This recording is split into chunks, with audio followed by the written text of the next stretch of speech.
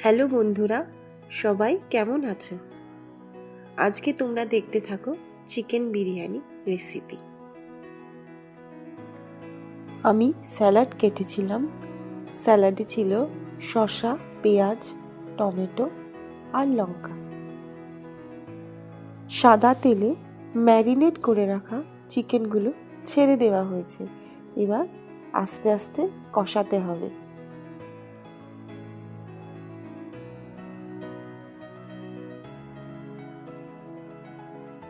এখানে ডিম সেদ্ধ হওয়ার জন্য বসিয়ে দেওয়া হয়েছে। বিরিয়ানিতে ডিমও দেওয়া হবে। বিরিয়ানিতে ঘরের তৈরি গোটা গরম মশলা দেওয়া হবে।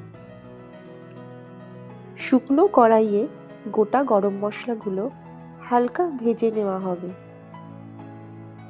ঠান্ডা হয়ে গেলে গোটা গরম মশলাগুলো মিক্সচারে গুঁড়ো করে নেওয়া হবে। বিরিয়ানির চালটা 60% ফোটানো হয়েছিল।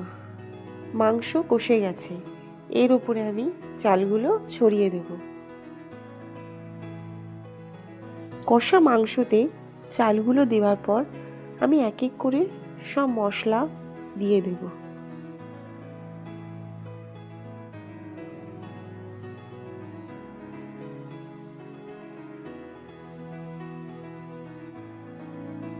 আমি এবার ভেজে রাখা বেরেস্তাগুলো বিরিয়ানির ওপর ছড়িয়ে দিচ্ছি। এবার আমি বিরিয়ানির ওপর ঘরের তৈরি গরম মশলা, দুধ, ঘি, আতর, কেওড়ার জল সব কিছু দিয়ে দমে বসিয়ে দিচ্ছি। গ্যাসে অল্প আঁচে বিরিয়ানি দমে বসিয়ে দেওয়া হয়েছে। 40 মিনিট পর গ্যাস অফ করে দেব। দেখো বন্ধুরা, বিরিয়ানি তৈরি হয়ে গেছে। এইবার প্লেটে সাজিয়ে নেব।